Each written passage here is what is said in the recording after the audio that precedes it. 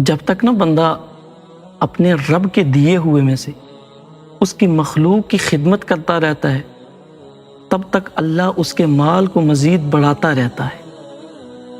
لیکن جب وہ یہ گمان کرتا ہے نا کہ میرا یہ مال میرا ذاتی کمال ہے، یہ میرا ذاتی کمال ہے، تو تب کیا ہوتا ہے؟ تب رب اس کی رسی کو کھینچ لیتا ہے۔ تو جب رب رسی کو کھینچتا ہے تو پھر یہ ہوتا ہے کہ وہ وویلا کرنا شروع کر دیتا ہے۔ وہ کہتا ہے کہ ہائے میں کنگال ہو گیا، ہائے میں خسارے میں چلا گیا، میں خسارے میں چلا گیا۔ اب حقیقت میں اگر دیکھا جائے تو اس خسارے کا اصل سبب و وجہ وہ خود ہوتا ہے، کوئی اور نہیں ہوتا۔ ایسے شخص کی مثال اگر دیکھیں نا، وہ کنویں کی مثال، اب کنویں کو تو آپ نے دیکھا ہوگا، جب تک تو اس میں سے پانی نکالا جاتا ہے تو مزید پانی آتا رہتا ہے۔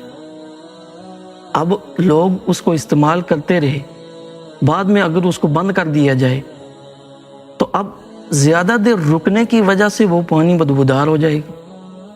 اور آپ یہ بھی جانتے ہیں کہ جب کنویں سے پانی نہ نکالا جائے نا تو مزید پانی آنا بھی رک جاتا ہے، مزید پانی آنا رک جاتا ہے۔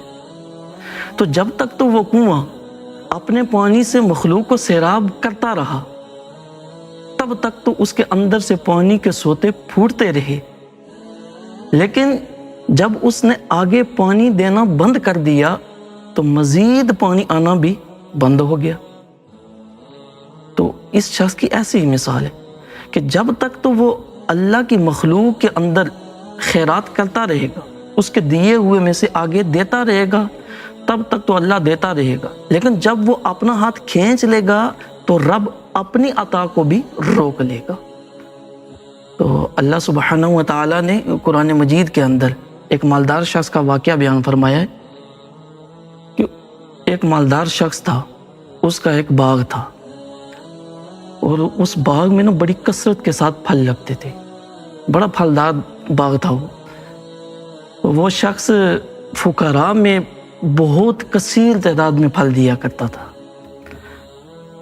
اب جب وہ انتقال کر گیا تو اس کے باقی 3 بیٹے بچے۔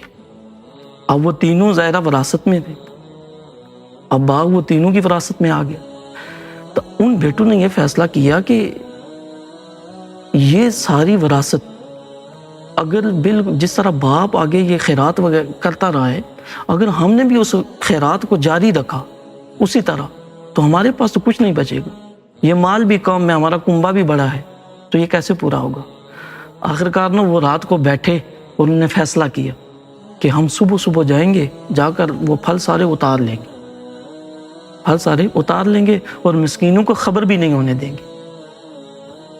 اب دیکھیں ان کی اس بدنیتی کا ان پہ کیا وبال آیا۔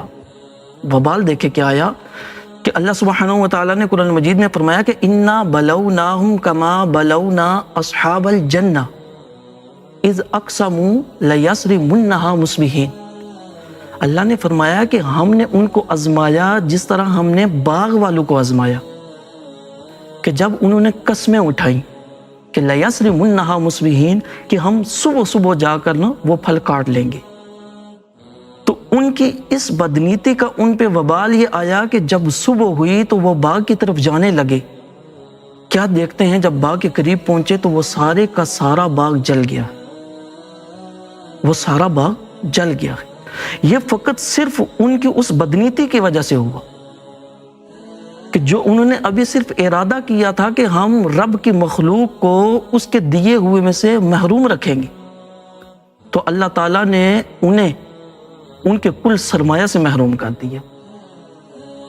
تو یہ جہاں تو یہ مال کمانے کے لیے رزق بڑھانے کا نسخہ ہے، وہیں پر یہ مالداروں کے لیے بہت بڑی نصیحت بھی ہے کہ جب تک تو اللہ کی راہ میں دیتے رہو گے تب تک اللہ تمہیں بھی دیتا رہے گا۔